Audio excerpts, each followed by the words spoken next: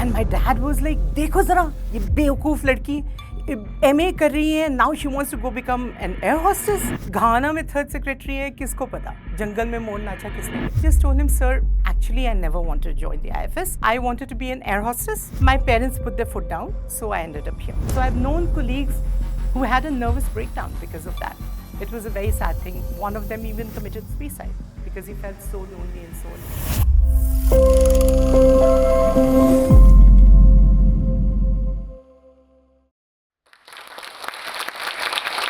If 40 years ago somebody had told my parents that I would end up becoming an Indian Foreign Service officer, that very rarefied ivory tower kind of a profession, they would have just laughed in their face. Because for them, I was just this sort of, brainless bimbo who wanted to do something very different with her life, and they had to sort of constantly keep getting her back on track. So when I actually joined a profession of which they sort of approved, not thoroughly, we'll come to that later, they were, I think, more surprised than anybody else, more surprised even than me, because even I had not really thought that I would make it, although this was the one option which met with my parents' approval and which also met with my own personal ambitions, goals in life, and I was very thrilled that I made it. But it was a long and difficult journey, I would say, right from the beginning. In the first year of my postgraduate studies, the question came up of what after this, right? So and as I said, my parents wanted, they gave me this list of very respectable professions, jobs, whatever you want to do, as options. And of course, being the kind of rebel that I was, rebel without a cause and a pause, I decided no, if they want me to do these things, this is not what I'm going to do. So they said, okay, then what the hell do you want to do in life? So I said, three choices. One, I might become a journalist. In those days, it was mostly print media, not so much of television as yet.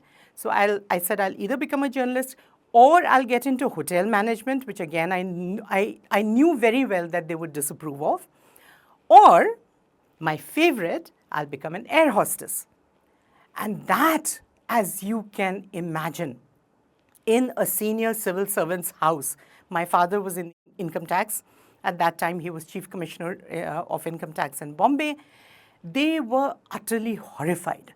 And they said, what the hell is wrong with you? I was like, okay, you don't like it at all, so that's exactly what I'm going to do. So it came to a point where me and my parents were on a war path. So I was standing on this side, they were standing on this side, and we stopped talking to each other. Whenever we did speak, it was like a battle. Because, they used all their skills of persuasion, all their skills of warning me as to, what will happen to me if I do become an air hostess after the first 10 years, God knows where you'll land up, etc., etc., etc. And threats as well, that if you do that, we'll disown you. But I was like, okay, I'll be fine, no problem. So we were in this kind of a stalemate situation.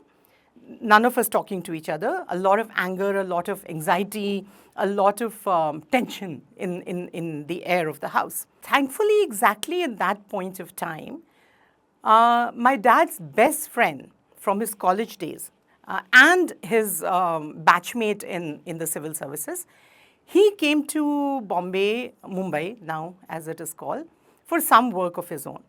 And he stayed with us. So when he came home, he knew all of us very well, and he could sense the tension, which was so thick that you could cut it with a knife. So he said, "Kya ho raha hai? Why the hell are you people not talking to each other? What's going on?" And my dad was like, "Dekho zara, ye beokoof ladki, MA kar rahi hai, now she wants to go become an air hostess." And they said, absolutely unacceptable. How can a daughter of ours do this? So this friend of my dad's, he'd known me since I was born. He was one of the first people to hold me after, I was birthed. So he took me aside And he had the sense to ask me, he said, okay, I understand you want to become an air hostess, but why? What is the reason that you're willing to go against your parents to that extent to fulfill this dream? Why is it a dream? And I was like, because, I want to travel the world, I want to see places, or I want to meet interesting people, I want to do something different from the run of the mill careers that my parents are suggesting. And he was like, great. In that case, why don't you think of joining the Indian Foreign Service?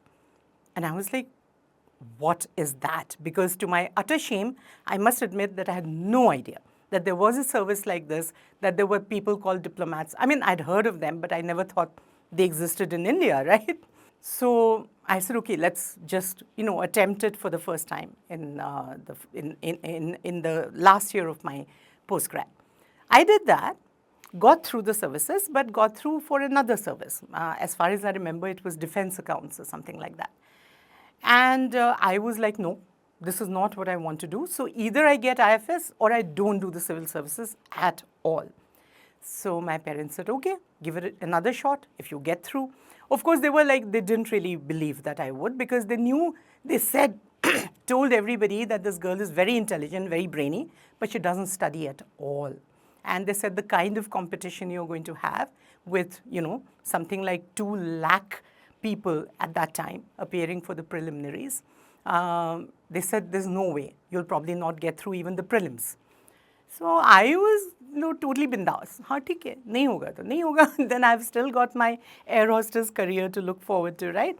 So then the next year, that was immediately after I'd finished my post-graduation.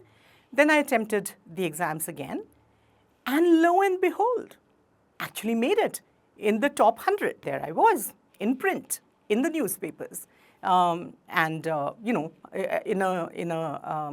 at a position high enough to opt for either the IS or the IFS. And everybody started telling me, what a selfish girl you are. You can't leave your parents like this and just go off abroad. That was one objection. The second was, as my dad said, if you take the IAS, you're getting the Maharashtra cadre, and I can tell people, oh, मेरी बेटी वहाँ पे SDM है या DM है या जो भी है, it'll be such a proud moment. घाना में third secretary है, किसको पता? जंगल में मोर नाचा किसने देखा? So these were all these arguments that were being given. I finally sent my acceptance letter, despite the objection, gentle objection of people around me, including my dad. But he was not one to stand in the way of, he said, finally, ये लड़की कुछ तो sensible करने जा रही है, करने देते. Then from next day onwards, we started calling on the ministers and, all the other important people in the ministry. Then the next port of call was the foreign secretary, who was, I think his father had also once at one point been the foreign secretary, and then he was there. And very nice person, very, very soft-spoken, very diplomatic, as you can imagine, the foreign secretary. So he made us all sit down, gave us tea and biscuits. Then he started asking all of us, each of us in turn, so why did you join the foreign service and not the IAS or the IPS or whatever? So most of my batchmates, as can be expected, they were all sensible people. So they all told him, because we wanted to serve the country in a different way. We understand that the lifestyle for diplomat is, very interesting and very demanding, very challenging, and we wanted to face all those challenges, etc. The usual stuff. Then I was the only girl. I had a female batchmate, but she had not joined yet. She joined later on. So then he looks at me and he says, and what about you? So I, being the wild child, as I said, that I just told him, sir, actually, I never wanted to join the IFS. I wanted to be an air hostess. My parents put their foot down, so I ended up here.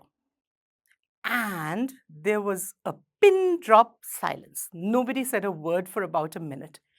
And then very sweetly, which I now appreciate much more than I did at that time, he says, well, in that case, it seems that some airlines' loss has been our gain. So everybody was like, I was getting these weird looks even from my batchmates. And this became a legend, by the way. In later years, Other people would tell me, do you know about this girl who once told the foreign secretary that she wanted to become an air hostess, but because her parents wouldn't let her, she joined the foreign service? And I was like, that girl was me, by the way. When we were allocated our languages and we were just about to leave on our first posting, uh, my batchmate and I, the female batchmate that I have, we decided let's go and talk to some of the officers, the lady officers in particular, to find out what to expect when you land there on your first posting. So we went around asking various people, they gave us advice, suggestions, blah, blah, blah.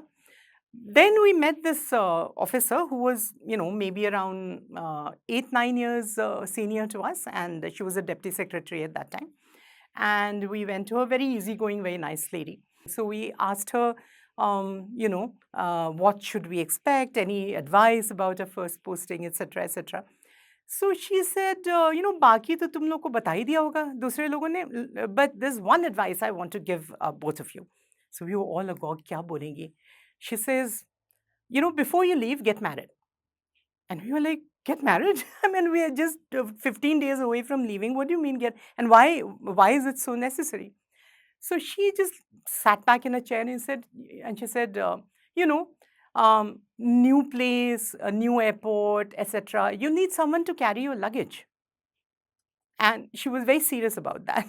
So we were like, just looked at each other. Is she actually serious or is she just pulling our leg? We still haven't figured out.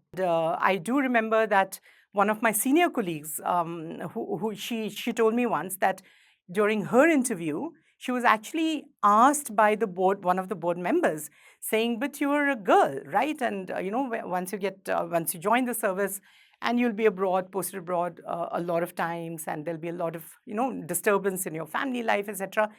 So, like, how will you get married? Who will you marry? That kind of a thing." And she just turned around, looked at him, and she said, "With all due respect, sir, that is none of your concern." And she actually got very good marks for the interview. Again, in my days, which is not now a problem at all, but I'm just mentioning at that time, the thing was that India, like we had embassies in a lot of countries, but as you people understand, in the 80s and the 90s, till the liberalization happened, many of our missions were there just to fly the flag, right? Because there was nothing much happening on the business front. There was nothing much happening on the political front. You had a stable relationship with those countries, no crises, nothing like that. So as a result, sometimes you got so bored, I would say, or so you just didn't know what to do with yourself. And in most of these places, particularly in Africa and Latin America, many times your family would not follow. Even if you were married, the educational opportunities were minimum, career opportunities were also minimum. So many of these, the family members would prefer to stay back in India and finish their education, etc. there. So as a result, you're all alone at some outpost where you're flying the flag, yes, but where you probably have one meeting in 1 month and hardly any visitors. So you're not really doing much with yourself. So I've known colleagues who had a nervous breakdown because of that. It was a very sad thing. One of them even committed suicide because he felt so lonely and so alone. So these were issues at that time, but now things have changed so much. Every mission of ours is working overtime all around the world, whether it's Africa, whether it's Latin America, whether it is the Far East, whether it's Europe, wherever, and you're expected to perform. There are monthly reviews of what you're doing by the ministry. Every 3 years, every 2 years, the postings changed. You were sent from one city to another, from one state to another. So I had really enjoyed myself because for me it was exposure to different cultures and different people and different languages, different food, etc., etc.